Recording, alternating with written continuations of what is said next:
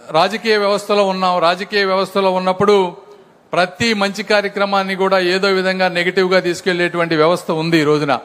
ఇందులో ఒకటి అనుకోవచ్చు, ఈ విధంగా ఇన్ని వందల వేల కోట్లు, దాదాపు 1000 కోట్ల రూపాయల పైన ఖర్చు పెడతా ఉన్నారు. ఇది కేవలం డబ్బున్న వాళ్ళకైనా, పేదవాళ్ళకి ఇందులో అవకాశం ఉంటుందా అనేది ఒకటే గుర్తుపెట్టుకోవాలి. డబ్బులు ఎక్సలెన్స్, వరల్డ్ క్లాస్ ట్రీట్మెంట్ అనేది ఎప్పుడు కూడా ఉచితంగా ఎవ్వరికీ రాదు.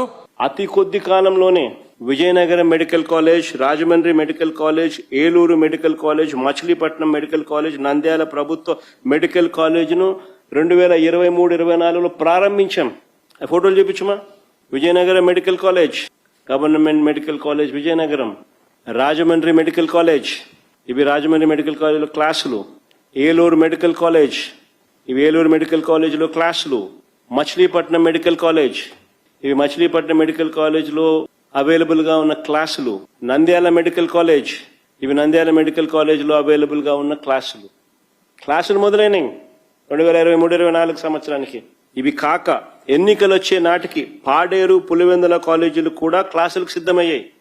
పాడేరు మెడికల్ కాలేజ్, ఇవి క్లాస్ రూమ్లు పాడేరులో, పులివెందుల మెడికల్ కాలేజ్.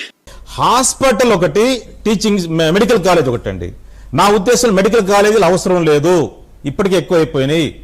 అనవసరంగా ఫ్యాన్సీగా నడుస్తుంది మెడికల్ ఎడ్యుకేషన్ అనేది. మనం ఎడ్యుకేట్ చేయాలి.